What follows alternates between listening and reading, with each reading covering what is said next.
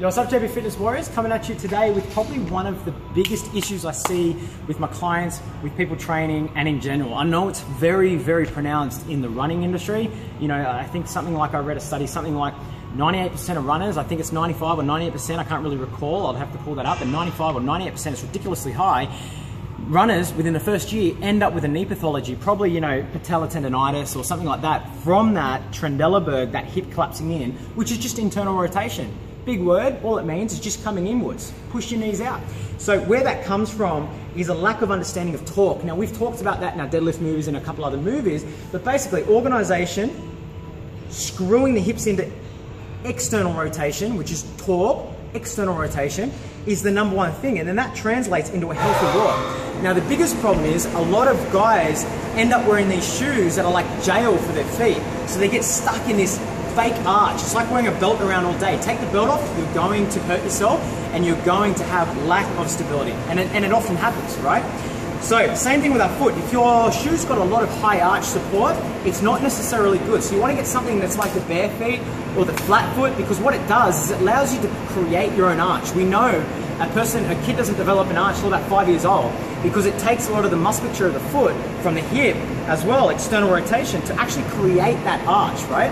So a lot of people walk around, because they're lazy, they're not walking parallel feet, they're walking around like this, which is liberating them from any sort of creation of tension, so driving the knee up, and it's allowing them to sort of sit on the inside of that foot. So it's called a navicular drop, you know what I mean? Or it's not really a navicular drop, but it's a collapsed arch.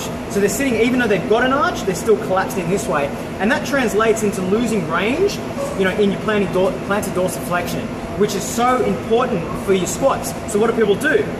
When they squat, they turn their feet out and they collapse inwards like that to get that range, because it's missing on that inversion sort of positioning. So you need about, I think it's 20 degrees or something inversion, so you can get those knees out versus having to turn in, collapse here, loss of tension here.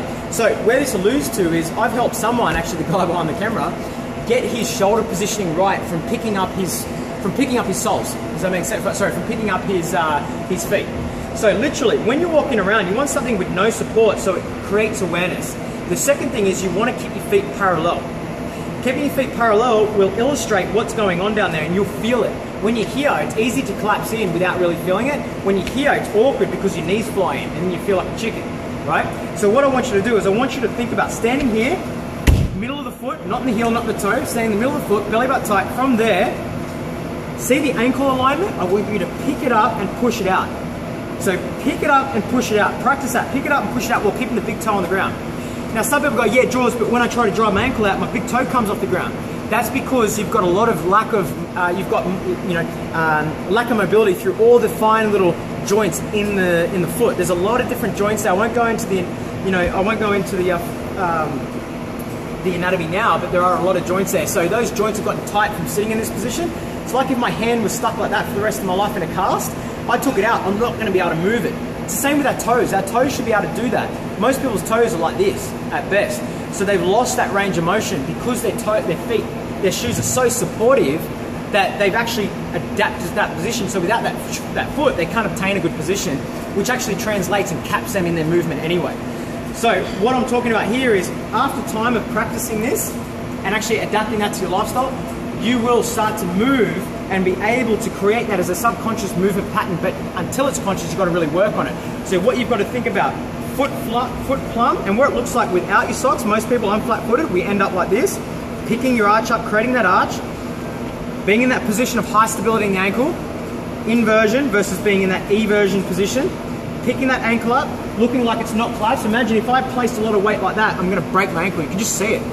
You know, you don't have to look at the archetype of it, you just see it, look at it. You know what I mean? You're just going to break the ankle. Same with the knee. Over time of running, doing this, you cause friction in the patellar tendon, thus you get patellar tendonitis, or you get, you know, knee pain on the top surface.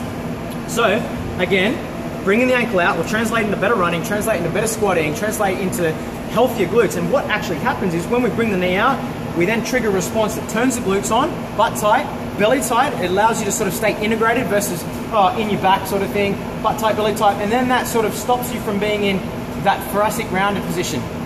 So you end up in this position. So